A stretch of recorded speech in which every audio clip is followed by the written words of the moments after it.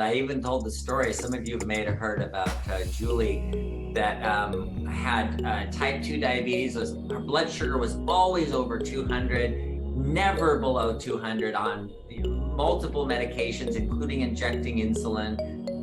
And then when her daughter moved out into her own apartment, her blood sugar just dropped down to perfectly normal on no medications at all. And she just had stress diabetes. So yeah, stress is huge. And then to take the stress and to add to it by taking ice cream or eating carbs or something sweet to improve your mood, to increase your dopamine so you feel better. There are better ways to do that. So exercise is a great thing to do that you don't have to eat. So when you're stressed, and you change your habit to, instead of going and looking for something to eat, because it's always going to be a carb, because it's only the carb that's going to raise the dopamine. So if you go in and you see some, I don't know, bacon in the refrigerator, I don't want that. What do I want? Oh, ice cream, I want that. It's going to be something sweet. So instead of using food, change to something else. Oh, I'm really stressed out. I need to go for a walk. I need to go out for a run, or I need to go, my son's doing 100 push-ups a day now. So 10 push-ups 10 times a day. And just have something like that you switch it out for. Because if you're not switching it out, if you're just trying to, white knuckle it through your stress, that's not a good way either, because your blood sugar is still gonna go up.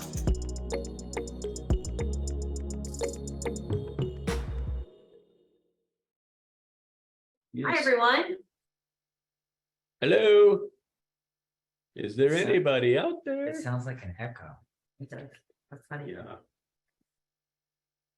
Is anyone Yeah. else on? Let us know if you can hear us. Oh, pop-up messages. You can tell we're at a different undisclosed location today. Got it. Okay. How we doing? Welcome to the Fixed Blood Sugar webinar. Can you hear us? Yay. How's the volume level as compared to normal? Is it like good? A little faint?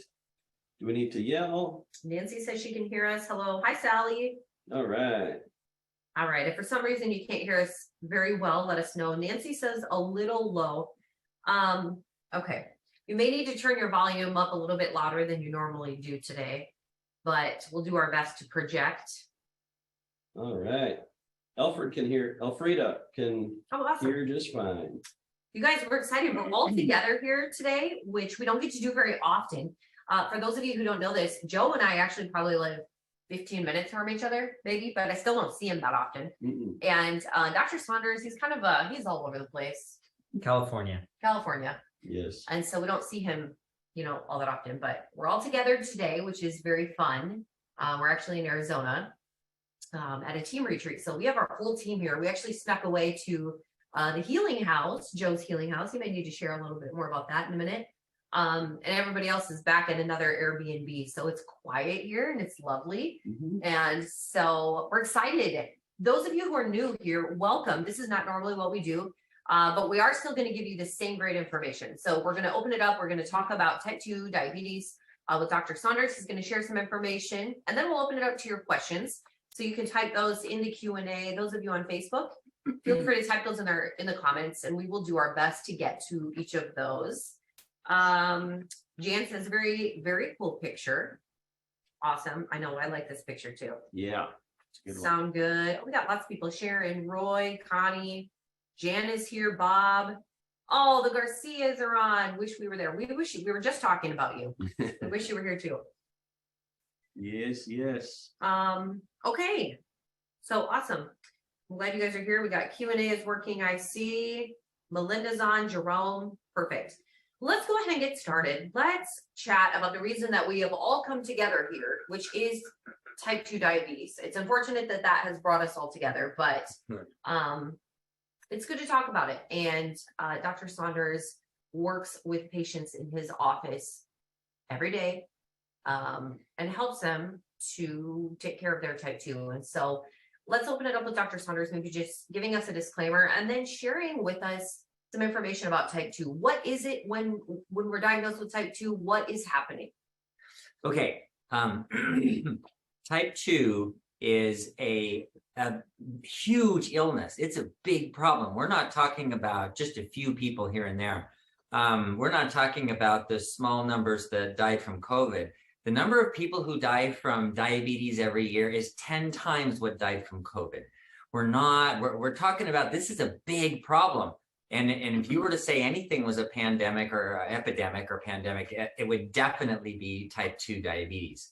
So here we are in a situation where we can completely reverse this. We can completely get rid of it if we know how. And so the purpose for this is for us to explain how. So we give information, and the information is general for people who have type 2. If you have type 1 or 1.5, it may not apply to you. So it's very important that you use the information appropriately and apply it properly to yourself.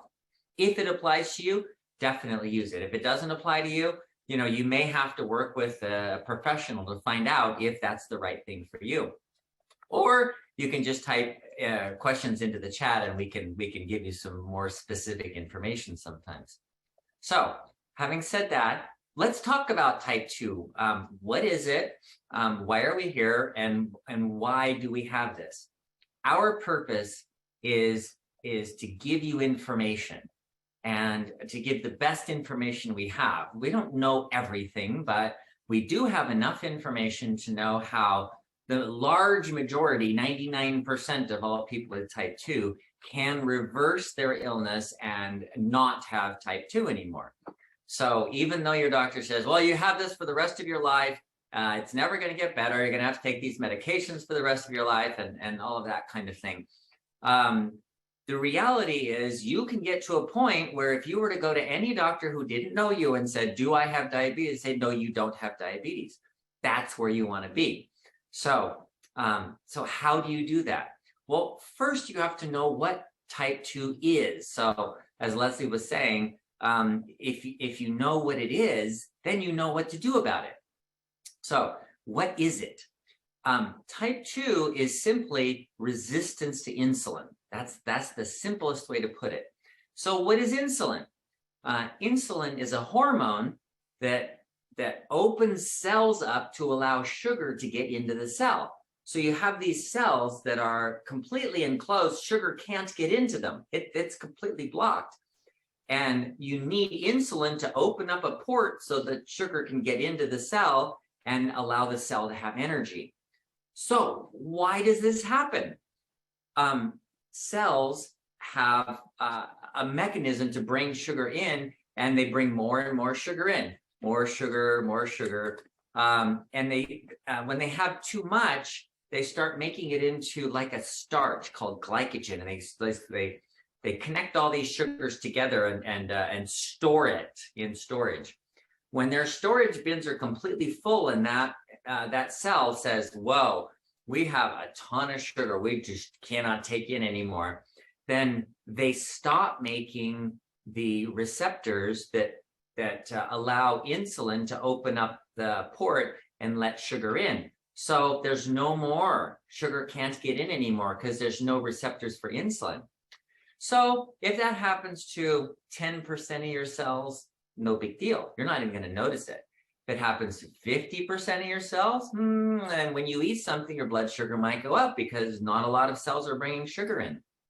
But if it's like 80 or 90% of your cells, you've got a lot of insulin resistance, and hardly any cells are taking sugar in. So every time you eat, your blood sugar goes way up because the cells aren't bringing sugar in. So it's staying out. Where's that? Where's out? In the blood. So all this sugar is staying in the blood, and it can't get into the cells.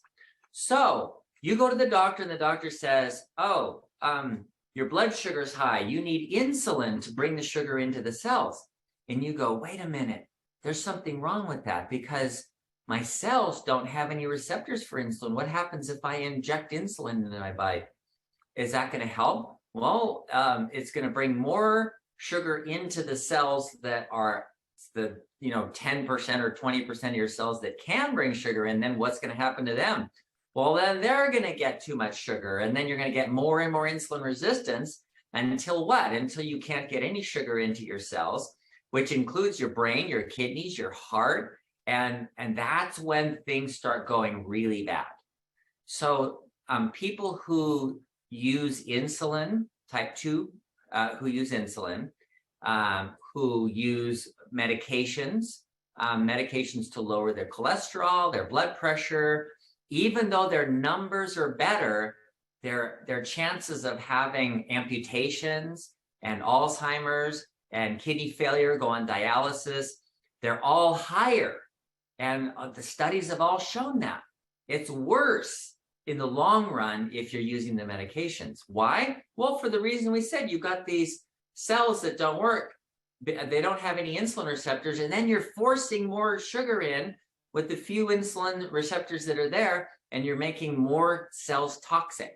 And some of them, like your brain, aren't getting enough sugar because they're completely blocked off the blood-brain barrier.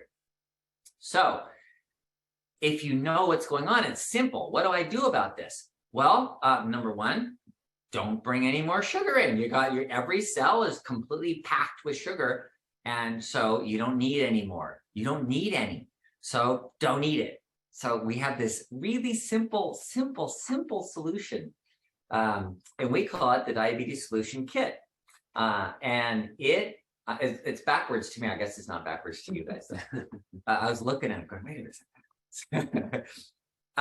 This diabetes solution kit has just a simple program. It's all spelled out for you.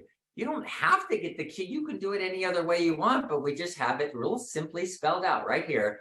And it's a very low carbohydrate diet, 20 grams a day.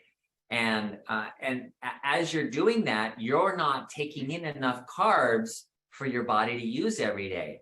So all of those cells that are packed with sugar, they're going to start using up that sugar. Hey, we don't have enough sugar. We don't have any sugar coming in. So they're going to use up the sugar. And as they lose all that glycogen, there's less and less glycogen. Then they're going to open up those ports and allow the sugar to come in again. And then what? When you eat, then the sugar will go into your cells instead of staying in your blood and making the blood sugar go up. So it's a really simple program. Detox, just a simple detox. And then part two is it's important that you exercise. Why? Well, you've got a lot of muscle cells full of glycogen. It's really great if you can exercise and start using up that extra sugar. And then as you become more insulin sensitive, your insulin goes down. So then your brain starts getting sugar again, your kidneys start getting sugar again, and everything just starts working. And so then that's the point. If you go to your doctor, don't go to the same doctor, because the doctor that has a diagnosis written in their diabetes will always have, it'll follow you wherever you go. I need your old records. Oh, diabetes. Oh, you have diabetes. No, you got to go somewhere where they've never seen that diagnosis and ask the question, do I have diabetes? And then they'll do the testing. They'll go, no, you don't have diabetes. No problem. You're good. Hemoglobin A1C 5.0. Awesome. So that's where you can end up. And this program is really simple. So good. This is such good information. I'm just going to ask this question because I know people are thinking it, and someone posted it already. Trisha says, any help for a carb lover? How do I lower my love of carbs in order to do this? Okay, change, just change. You can't. You will always crave carbs. It's like a friend of mine that quit smoking. He said, I haven't smoked in 10 years, but I still want one. And you know what? I'm one of those. I'm a total carb lover. I love sweets. And here we are at a retreat, and there are people who are buying food that don't really know about our program that well. So they buy things like chocolate covered almonds that I absolutely love, and things like that. And so, yeah, I have eaten a few of them. But you'll always let them. So change, just instead of. So for example, I told this story. I used to have Skittles in my car all the time. I just love Skittles, and I would just be driving and popping Skittles. I thought after a while, that's not very good for me. So I said, okay, I'm going to switch those out and I'm going to have raisins, right? Because I just love the sweet, right? The carb. So then I had raisins for a while. And after all, I go, you know what? Raisins are just little bags of sugar too. That's really not a good snack either. So, so I switched it out for almonds. And then I switched that out for carrots, those little baby carrots. And you know what? The almonds and the carrots, they've been doing well for me. And, you know, I don't eat as much. I don't like snack on them all the time. But for occasional when I need something, you know, I'll go in and I'll have some almonds or I'll have some carrots, things like that. So find something that you like, that you enjoy, like cold and crunchy, like celery or something, bell peppers or something like that you have cut up and all ready, so you don't have to prepare them. So you can like open the refrigerator and go, oh, I'll just have some carrots, some baby carrots.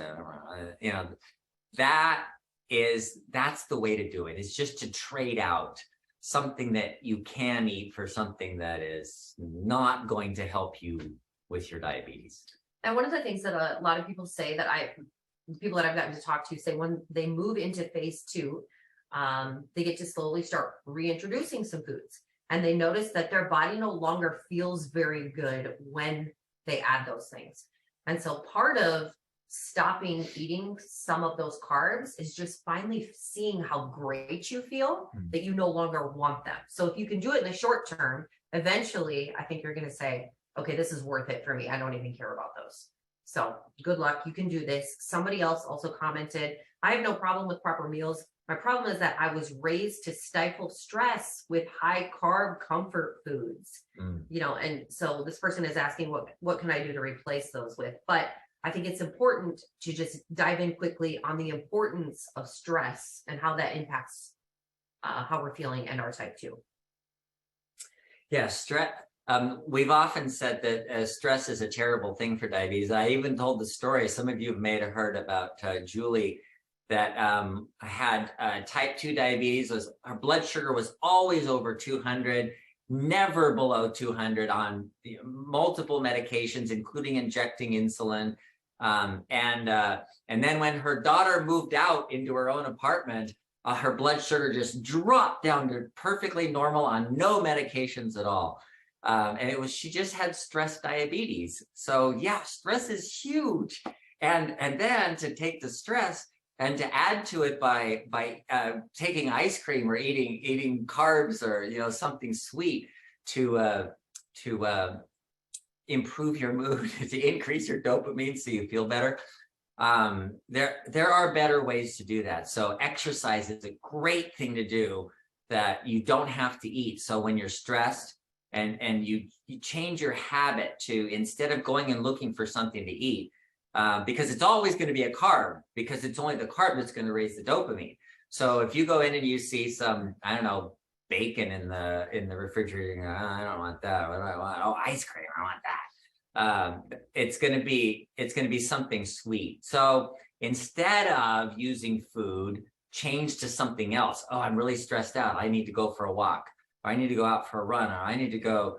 My son's doing 100 push-ups a day now. So 10 push-ups 10 times a day. Just have something like that you switch it out for. Because if you're not switching it out, if you're just trying to, you know, white knuckle it through your stress, that's not a good way either, because your blood sugar is still going to go up. We could talk about some of the things that we've done this week together to reduce stress. Quite a few things. I mean, we're sitting here in, I call this the pillow room. We're all sitting like, you know, we're actually on the ground pretty much. We're 4 inches off the ground on this chair. But yesterday, Esther, one of our team members, led us in a little tea drinking. It was like a Chinese style. We all sat around this area here and drank some tea, and we just sat and we had tea together, and it was fantastic.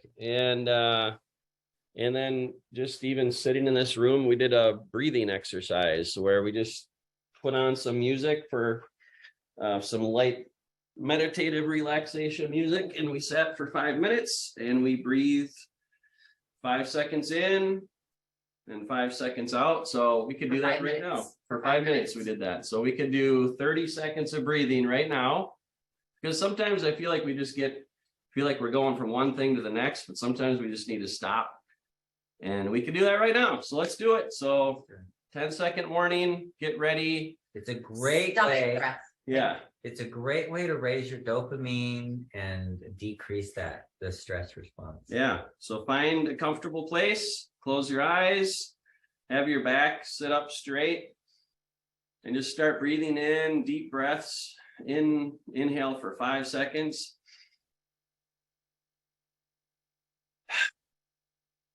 And then just let it out. Relax, let it out. And when you breathe in, you can breathe in through your mouth or your nose.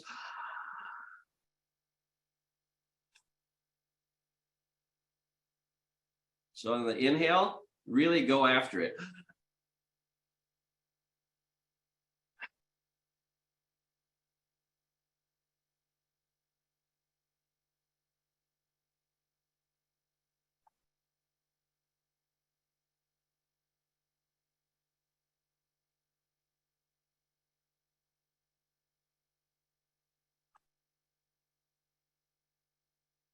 Then you can hold your breath too, just let it relax and just sit.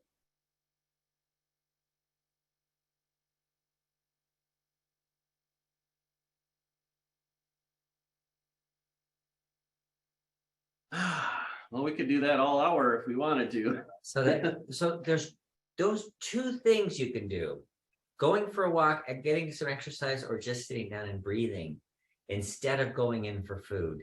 So every time you have a problem, like, oh, this is a problem, you have to have an instead of. So instead of this, I'm going to do that, and then practice, because it's not going to happen all at once. Yeah, when you breathe like that, I think you get more in touch with your body, and I think your body will tell you like what it needs to do to relax or get rid of stress. And just even like as you pray and as you think and ask yourself questions or ask God questions, like be ready to like listen and receive. And then like, so when you're breathing, just be open to whatever thoughts come to your mind. And like, those might be the things that are stressing you out. And like, what I like to do is find a piece of paper and a pen and just write those thoughts down. And that's all you have to do. And a lot of times just by transferring it from your brain to the paper, something happens where it just lets it go, and you don't worry about it nearly as much anymore. So. Good. We have a comment here from Jan. I used Synachroma a few months ago along with no sugar, and my hemoglobin A1C went from 13 down to 6.5. Oh my gosh. My doctor was thrilled. I'm no longer on insulin or any big pharma stuff. How does that happen? That's amazing. 13 to How does that happen? He says. 6. That's not the Synachroma. Right. Yeah. That's the But diet. that's no sugar. Yeah, that's no sugar. Yeah. Mm-hmm. Awesome, Jan. Congratulations. That is amazing. Good work. Okay. Frank says, hello, first time viewer, but I've been watching previous webinars. For those of you who don't know, all of our webinars are posted on our YouTube channel, and you can find a link to that at bartonwebinar.com. These are very informative. I just started phase 1 from the book on the 9th of December and lost 6 pounds in the first 4 days. Wow. And my sugar was 150 to 200 for about a year. I had 120 to 130 readings already. I feel more alert and energized, and my neuropathy feeling in my feet has decreased 85%. Not 86%. 85. I walk 1 mile 5 to 6 times a week. That's awesome. Wow. Good work. Keep That is us awesome. updated as you continue, because this is amazing. Yeah. When I think about like just listening to all these testimonials, like not only do they work, but like they work without side effects or without all of like, you know, some medications can work, like they make you like get rid of some of the symptoms, but they're not really working, or they'll cause other side effects. And then it's like, it's not really working. But this stuff, like, it works, like, and it's just like so many more benefits. So like, yeah, your blood sugar is lower, and your neuropathy is going away, Yeah. and you're losing weight. And Right. Yeah, you feel so much better. So really, that's what you're going after, and that's what I think about when I have the choice of carbs or not. It's like, okay, I know how I'm going to feel after I eat this. Do I want to feel like that, or do I want to feel good and say, I don't want to feel like that. I'm going to eat something that helps me feel great. So, I got to meet with Butch, and he is just a really cool guy. These guys still haven't even seen the video. I don't think that we did. But it says, just a quick thank you. Started the diabetic hit 3 months ago with a blood sugar of 7.8. Just had my semi-annual with my doctor, and my blood sugar was 5.4. Wow. He took me off my metformin and took me off the statin as well.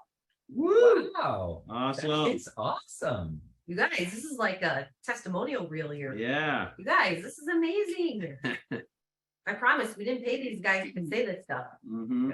Yeah. Let's see. Sue says, this is so helpful. Thank you. I eat 2 stalks of celery every day, which is crunchy and clean eating without the peanut butter or ranch or anything. I'm an interim snack. I've learned to eat it because I'm learning that I would rather be healthy than enjoying carbs. Yeah. Amazing. Julie said we're missing out on the snow back home. She's in tea. Oh. We know we planned it perfectly, right? Brian, another one I got to talk to. He said yoga breathing.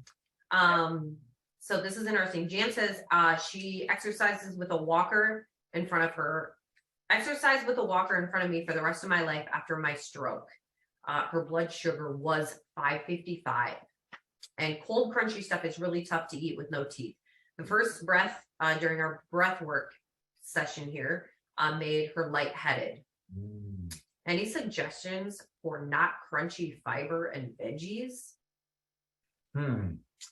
Not crunchy fiber. Well, things like avocados, if they're not good when they're crunchy.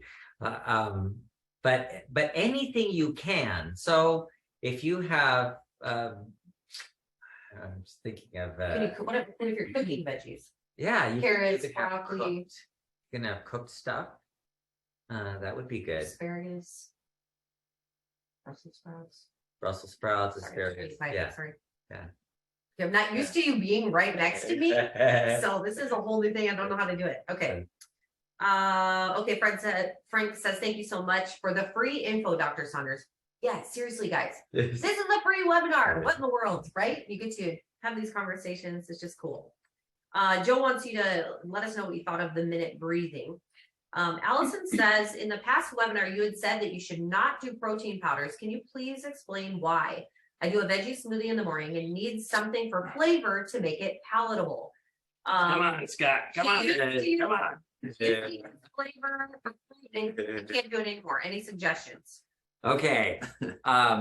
Exciting. The processed proteins that you get in a powdered processed proteins, they're usually acid hydrolyzed proteins. They're not that great, and they raise your insulin levels. So it's just not a good idea to have that much protein. Now you do want protein. I'm not saying you shouldn't have protein at all. Just instead of the processed protein powders, for heaven's sakes, have an egg or something, crack an egg. I know that's not going to make it taste better, right? And the fruit, if you use berries are great that way. But one of the things that I've found, I make kale smoothies, and they're kind of a little bitter, but within and I do put some berries in. I usually put strawberries and often pineapple. But not enough to make them sweet. After the first couple of tastes, the bitterness goes away, and then it's just normal. I don't know. It's something that you have to work out over time and find what works for you within the limits. So you have limits. This is what I need to accomplish. What do I have inside of there that I can use? So, things like strawberries and raspberries and blueberries are good. And avoid tropical fruits like pineapple. Well, and Frank is asking, he's a first timer. He's in phase 1. What can I substitute for the free foods list? Carrots, blackberries, natural peanut butter, etc. The free foods, yeah, and yeah, you can substitute anything on the free foods list. Yeah. Yeah. Meaning you can eat anything on the free foods Yeah, list. you can eat anything on the free foods list. So Yeah. maybe don't substitute anything, but eat those. Yeah. Okay. You mentioned pineapple. I love pineapple, and I know it's got good digestive enzymes in it. Yeah, but it's high One in sugar. one trick I learned, like the pineapple at the bottom, the sugar is concentrated on the bottom. So if you really want pineapple, cut off the bottom and then eat the top half. Really? Yeah. I didn't know And that. yet at the Taste same it. time, if you're gonna eat it anyway, I mean, top or bottom. it's how much good. sugar? It's Well, good with fiber. Yeah, A it's lot got of fiber. good fiber in Yeah. it, right? Yeah. And eat some of the outside too, the roughage. The green part. No, don't do that. All right, John says, your good old standard American diet, sad, primarily meat and potatoes, will kill you if you have type 2 diabetes. Change you must. A change you must. The Garcias said, hello, everyone. We've been on the program since April this year. We have gone through all 3 phases with tremendous success. We both got our normal levels, but we have also climbed a bit because of the holidays. In general, the key is the program going back to phase 1, the 6-10 reset, exercise and fasting. Our numbers get better really fast. If we can do it, anyone can. Oh. Love it. Those guys are the best. Mhm. All right. Frank said the breathing was great and put me in a different mood. That's awesome. I love hearing this. Sue, good yoga breathing and good reminders. Mhm. Okay, someone's asking, what do you think about statins? What are the negative effects on the body? Okay. Our bodies, all of the cells in our bodies make cholesterol. Why? Because cholesterol is essential for the function of the body. In fact, if I were to take all of the cholesterol out of your body, you would die faster than if I took all the oxygen out of your body. That's how important cholesterol is. So when people tell you you have too much cholesterol in your blood, that may or may not be the case. Some people, yes, they make a ton of cholesterol. They have familial hypercholesterolemia because one of their enzymes doesn't work very well. But for 99% of people who have high cholesterol, they really don't have an issue with cholesterol. In fact, if you were to look at the most recent study coming out of Korea, published in Nature, 12.7 million adults, this is the largest study ever done on cholesterol, and they wanted to find out what's the optimum cholesterol level.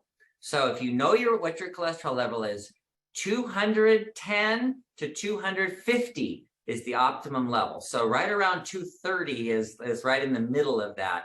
But anywhere in the 210 to 250 range is perfect. And so if that's where you are, that's where you should be. And if a statin is given to you, then you don't want to lower cholesterol because lowering cholesterol raises the death rate. So even though you have 200, you're more likely to die than if you have 250. Now, if you have 300, you're also more likely to die. So that's not good either. You don't want to have high cholesterol, but there is an optimum range, and that is between 210 and 250. That's the optimum range. So number one, most people, 99% of people taking a statin just don't need a statin, period. And then the other thing is, what do statins do? Well, they lower cholesterol. Well, what does that do? It prevents you from making new cells. So you can't regenerate cells. So you can't stay young. So you're going to get old. So it causes aging. It causes Alzheimer's disease, dementia, because the brain is made out of, guess what? Cholesterol. All the cells in your brain are made out of cholesterol. All the wrapping called the Schwann cells around your wires, the nerves are like wires, and they actually have insulation around them so that they don't, touch each other and connect. And that's all made out of cholesterol. Your energy is made out of cholesterol. Coenzyme Q10 comes from cholesterol, and that's required for energy. There is just so much, all of your hormones. People, they did a study actually with men, if your cholesterol levels are high, and so they measured cholesterol levels, testosterone levels, and they gave him a statin. As the cholesterol levels dropped from the statin, so did the testosterone levels, went right down with it. So you're losing your hormone support. All the hormonal support of your body is getting lost when you're taking a statin. So it's really important that if you don't need a statin, you don't take it, because it's not good for you at all. It does cause aging.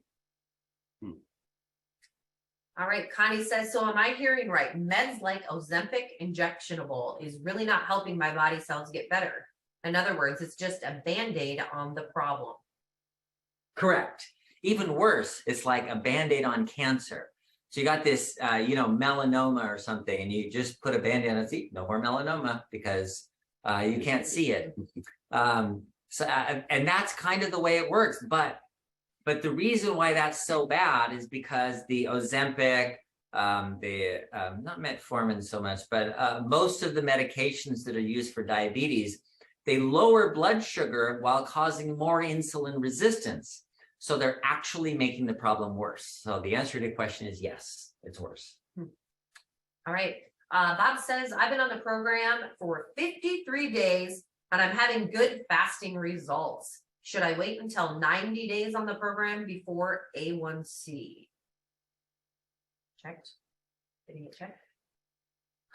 Well, if you think about some of the people that have written to us today and said, last month my A1C was this and now it's this, the A1C comes down right away. You don't have to wait if you're curious more than anything, because mostly what is working is because your blood sugar is dropping down. So if you're seeing your blood sugars in the low 100s or 70 to 90, then your hemoglobin A1C is going to be a lot better. Well, it should be. Sometimes people, their fasting levels are low, but then after they eat, it goes way up. So they still have insulin resistance. So their average, which is the hemoglobin A1C, is still going to be elevated. So it's useful. Yeah, about 3 months. That's usually what I do. All right. Let's see. Alfreda says, question number 1, chewing mint-flavored gum helps me control carb cravings. There's a very small amount of artificial sugar. Should I stop chewing gum? I'm going to let Leslie answer this. Yeah. So I actually did an interview with someone. I think I talked about this on the last webinar. That's why I wanted to. Who said he was trying some new things. He had gone through phase 1. He was now introducing new things, and he found that when he would chew the sugar-free gum, his numbers would spike. And in fact, he was able to even drink some juices that didn't do that. So I think, first of all, everyone's a little bit different, and you need to figure out if you can tolerate that. Dr. Saunders on the Barton webinar page has the list of top 10 most common questions, and there he talks about artificial sweeteners. I know there's another question here from someone about vanilla, maple, or almond flavoring as well. And I think that would probably fall into the same thing. Those sugar-free sweeteners, your body often sees them like regular sugar. So you need to see how your body tolerates those. Is that a good enough answer? That's a great answer. Okay. All right. What else? See sweets. Okay, so can I Treats. address the vanilla almond? Yeah. Okay. Yep. So the flavorings, like if you get a flavored water, that don't have sweeteners in them. I had one the other day. It was a mango flavoring. Okay. Oh, that's good. Yeah, that's good. So like this is fiber, but it has some stevia in it. Some people are really sensitive to it. So I have had 3 cases recently of people who have diabetes, and they're like, I have a great diet. I eat only organic foods. I don't eat any sugar. I'm not eating all day long, and I exercise regularly. What the heck? And that person turned out she was chewing gum all day long. It was sugar-free gum, just like you said. And because of the constant sweet taste, the release of insulin, some people release insulin with a sweet taste. Not everybody does. Some people tolerate it. That's why we have phase 2. So during phase 1, you go off them completely. And then during phase 2, you add them in and see how that affects you. That's why we do it that way. So the flavorings, almond flavoring, no problem. But the problem is the sugar. When you have like vanilla, almond, if it's just, those mild flavorings, that's fine. But if it's sweetened with sugar, then that's something to avoid too. Alfreda has a second question. She's read articles that say that strenuous exercise, for example, aerobics or Zumba, increase blood sugar, and that I should walk to decrease my blood sugar instead. Is that true? Well, yes and no. Whenever you stress your body in any way, physically or otherwise, you're going to raise your blood sugar because you release adrenaline. Adrenaline makes you resistant to insulin, and you're already insulin resistant, so that just compounds it, and then your blood sugar goes up. Do you know what? The focus on blood sugar is really the wrong focus entirely. So when you're talking to your doctor or other professionals like nutritionists and all that, and they're so narrowly focused on blood sugar without looking at the big picture, then it's not useful. So you know what? Do the yoga, do the Pilates, do whatever it takes, all of that exercise you do. Remember, there were really 2 issues. One is detox, stop eating sugar, and the other one is exercise, and whatever that takes. If it's in the form of yoga, wonderful, that's great. You talked about insulin a little bit, and that's something most people don't get tested, but it's probably more important to know your insulin level, right, than blood sugar. Probably more useful. More useful. So you just say, like, you recommend ask your doctor for an insulin test. Yeah, do an insulin test. One of the webinars, we went through into detail about what tests you should do and what they mean, so that you can go back on the old webinar and look up that. You can email me. Yeah. Leslie at Barton Publishing. Yeah.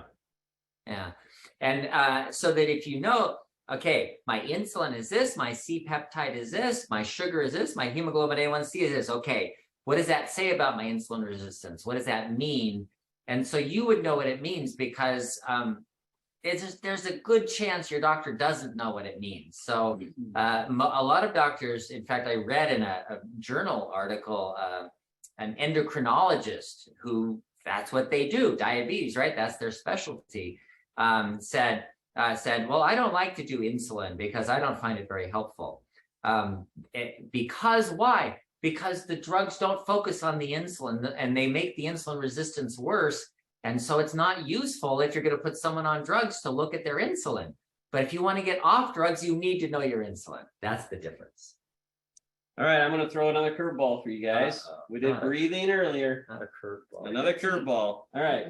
We're going to up on our feet, everybody. Yeah. We're going to do a little 2 minutes of standing up, getting a little bit of blood flow, a little exercise. Oh, good. All right. I thought you were going to make us do fiber. Watch your head. Uh-huh. Don't wait your head on this. What? Well, I'll just set this down again. Yeah, you don't need that. All right. Everybody can take 2 minutes out of the day. Let's do air squats. Jack LaLanne. Jack LaLanne. Jumping jacks. Or here's another one. Air squats. Can do that. Huh? You can do that? Okay, we're doing air squats. Do some air squats with us. Do 10 to 15. Don't forget to breathe. Be thankful for what you can do. I feel good. My body loves me because I'm giving it some oxygen right now. Huh?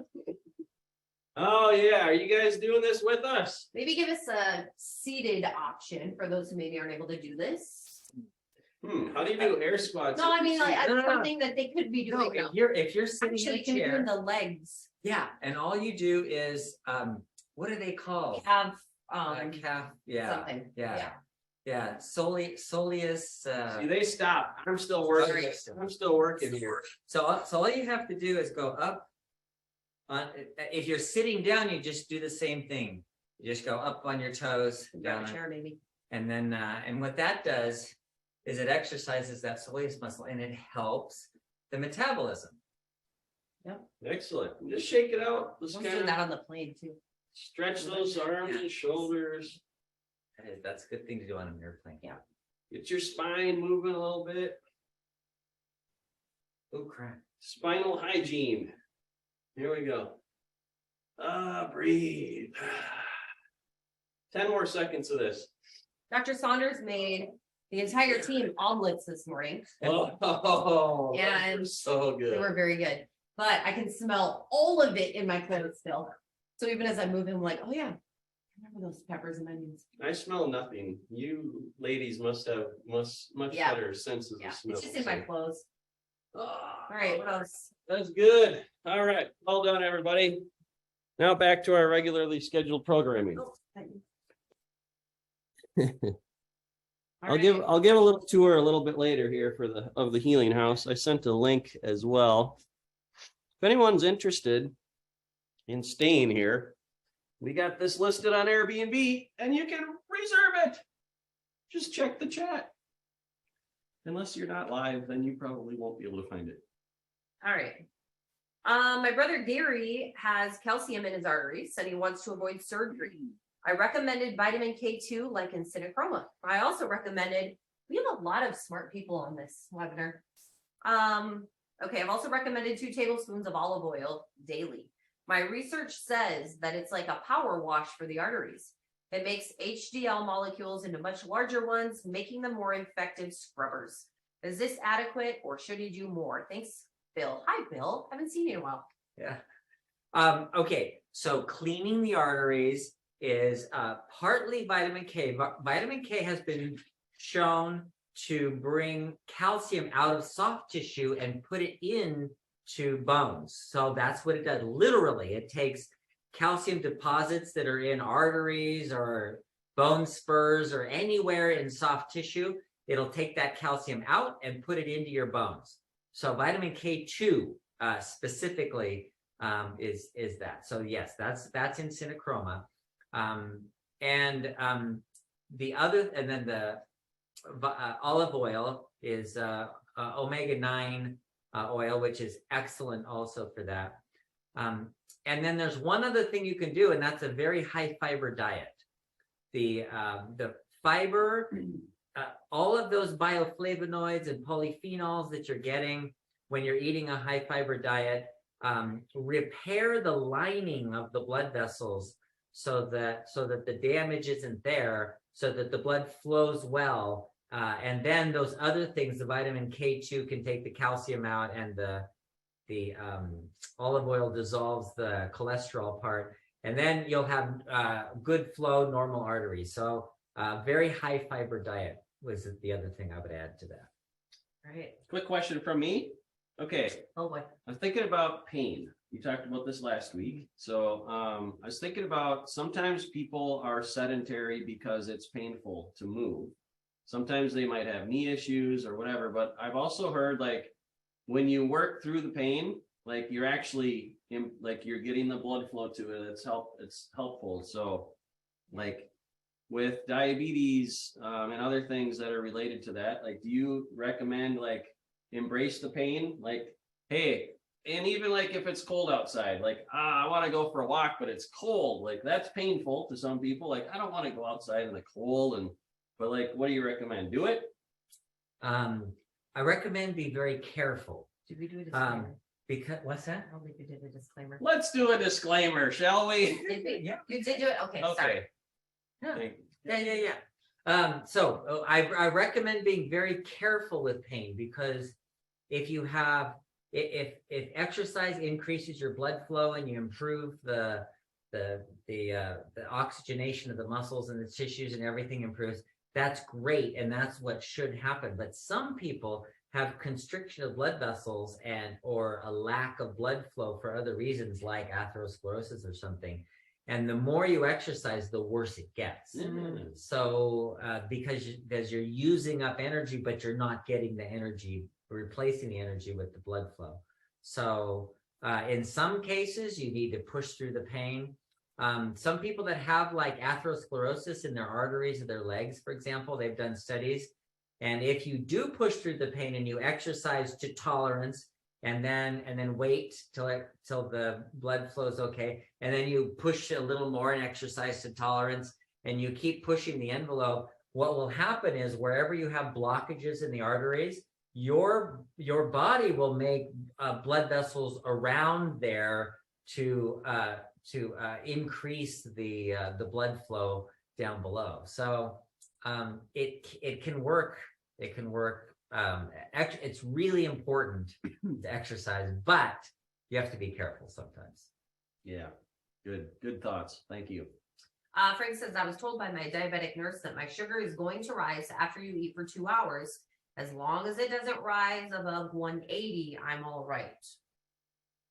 Well, that's fine if you have diabetes, but if you want to reverse your diabetes, then you don't want it to go above 120. So that would, so the 180 is okay. The way I look at it, you have good, better, best. And I'm always going to tell you what the best is. Mostly what medical science, health practitioners are working on is more of what's good, because often because they don't believe in what's best. So yeah, it's best to not get it, let it get above 120. All right, we have P. Justinger on Facebook says, as a type 2, should I be eating small meals 3 to 4 times a day?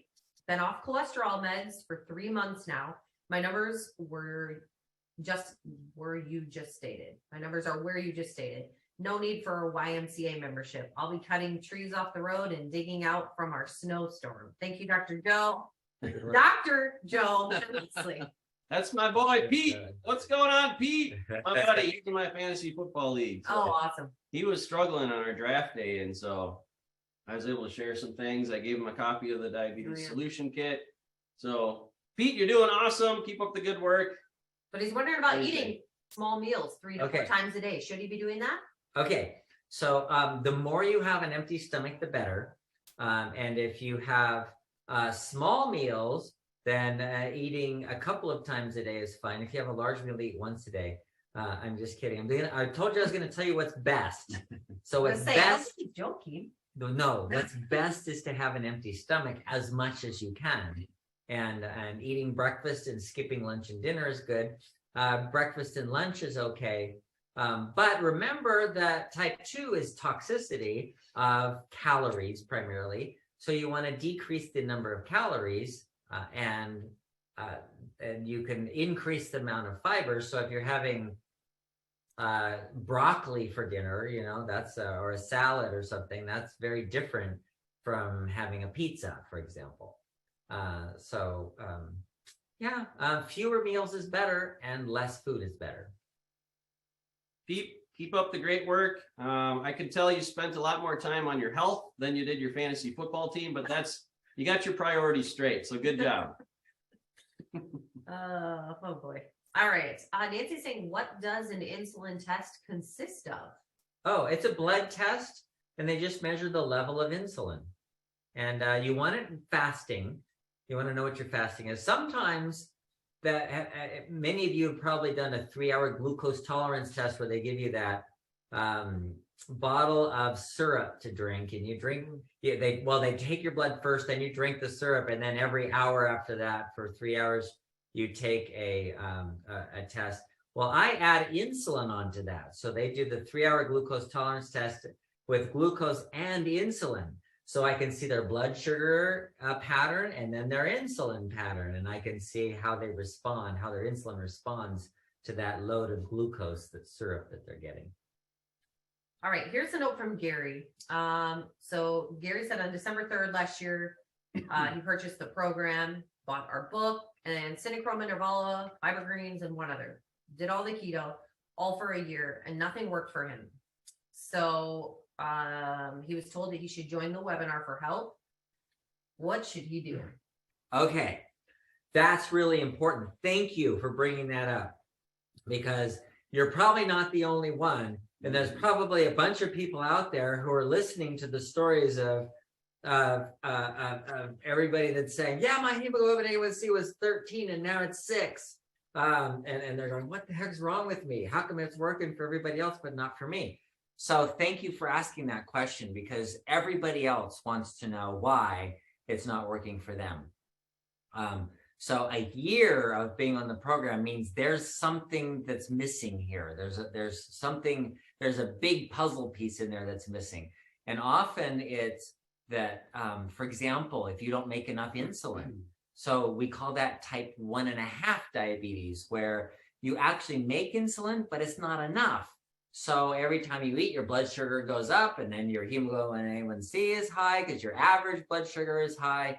But you test it in the morning, and then when you're fasting, and it's okay.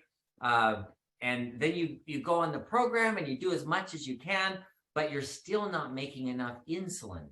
And in that kind of a case, then you still may need some insulin, or you may need to be on an even lower carbohydrate diet. Other things to consider, so for that, you want to test your insulin, C-peptide, hemoglobin A1C, and sugar, so that you can see that. And sometimes you may need, what I've done is a 3-hour glucose tolerance test and add insulin onto that every time you draw the blood. So 4 times you're going to draw for insulin as well. So that can tell you how your pancreas is functioning. Sometimes you make insulin, but some people make insulin antibodies. So that you do your insulin level, it looks fine, but you have insulin antibodies, so that binds to the insulin, doesn't let it work. So now your insulin's there, but it's not working. So sometimes that's a problem. So you need to test for that, and you can just test for IA, insulin antibodies. The other things to consider are other kinds, like islet cell antibodies are another one, or GAD65. These are the autoimmune types of diabetes. And then type 1 diabetes, of course, is very different. And then other reasons for insulin resistance. So, for example, I had somebody who was, she was fasting, essentially. She was just doing bone broth for 2 weeks. And I told her, oh, you lose about 1 pound a day. And she came back, she'd only lost 4 pounds in 2 weeks. She's like, what the heck? You know, you can lose 4 pounds by not eating in 1 day. And what happened was she was putting stevia in her, it was herbal teas that she was drinking. I don't remember which one. We took out the stevia, and it all got better all of a sudden. So look into those kinds of things. So maybe you're doing the program, but you're chewing gum, for example, we talked about earlier, or you're eating something that's sugar-free, or drinking a drink that's a sugar-free drink, or that has sweetener in it, or something like that. Or if you have some of those other issues like islet cell antibodies.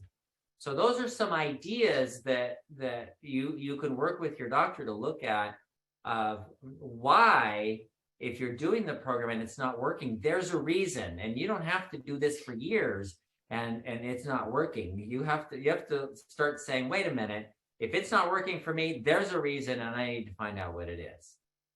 So thank you for asking that. We have quite a few questions about cholesterol, which leads me to think it might be time to do a cholesterol webinar. So that might be something we should consider even for next week.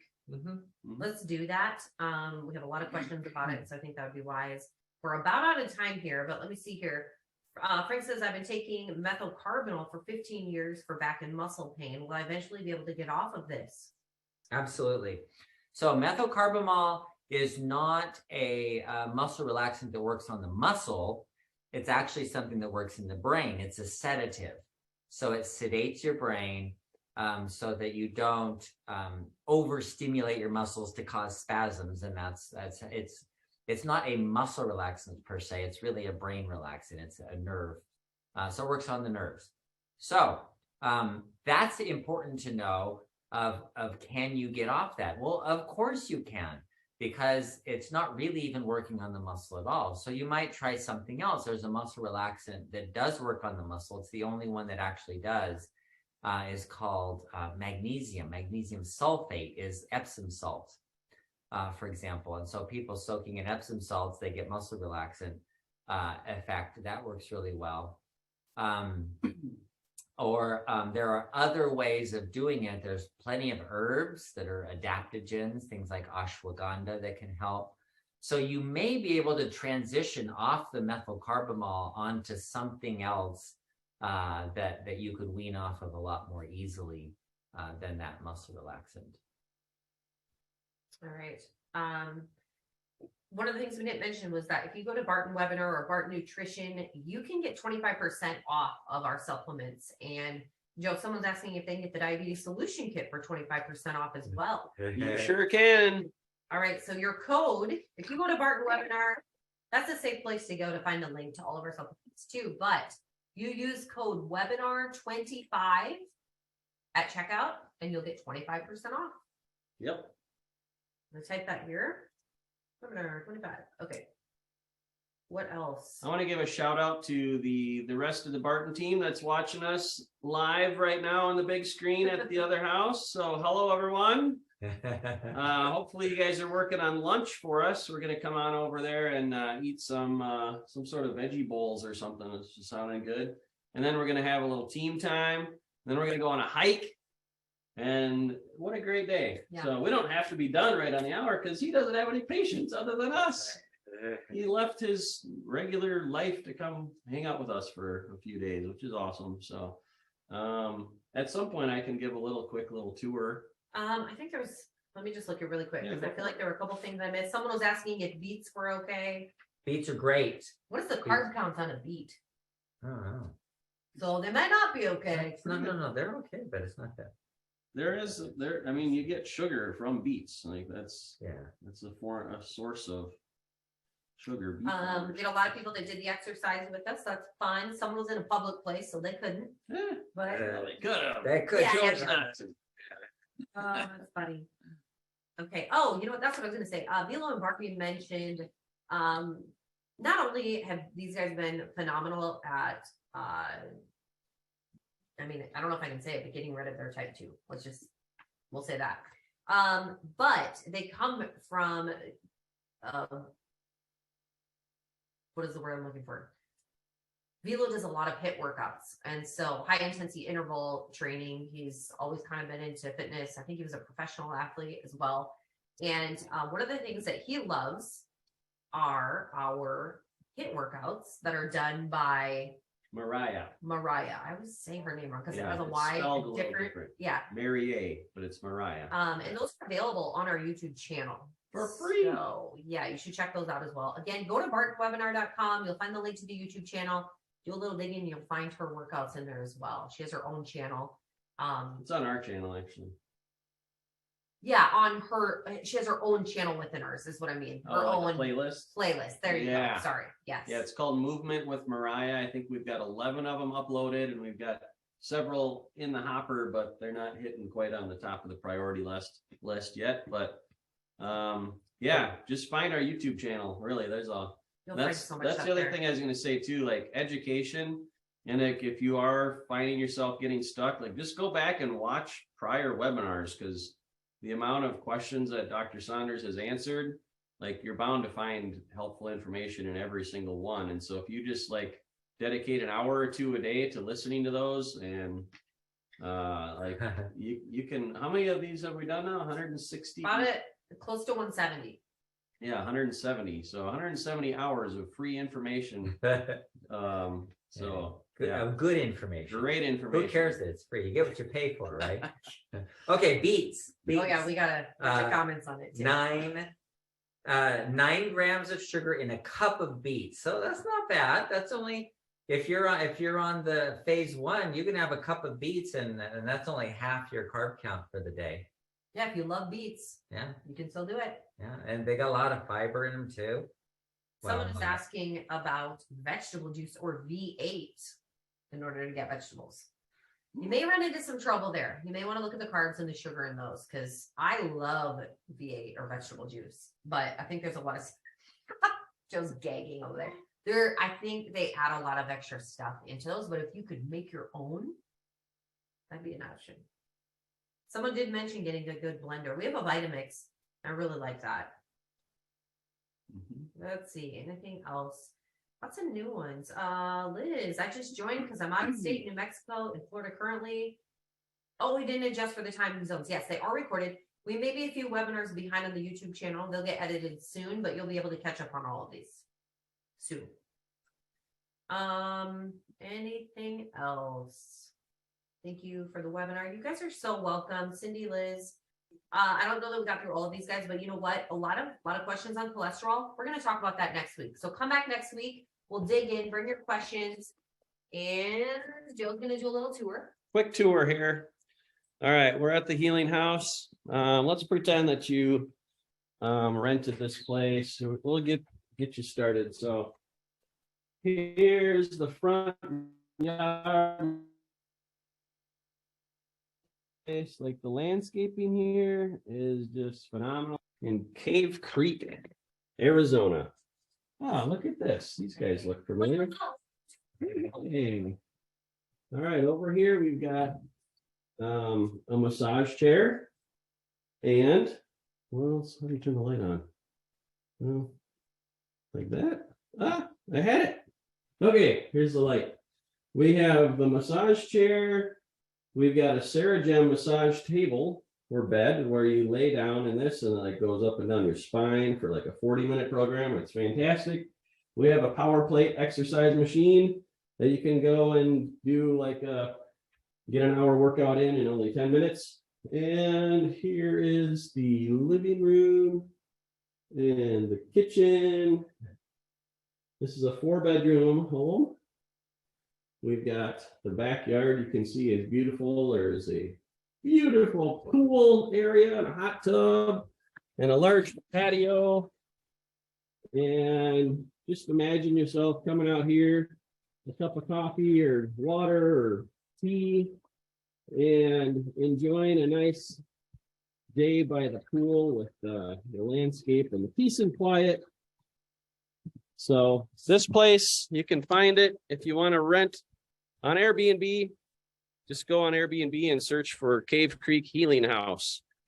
And someday I think we're going to do a retreat here. We tried to do it in August, but then realized, my son's getting married like 2 weeks before this, and there are just a lot of other factors, plus the heat of Arizona. So we're going to do it. Like the house that we have down the road, that'd be a great place to have a dozen people stay, and then we can meet here or over there. Yeah. So there you go. Stay tuned. We're doing some pretty cool things together. And yeah, we love doing this. I think this is our calling in life. What do you think? What's your calling in life? Good. Next time we'll talk about that, or one of these times.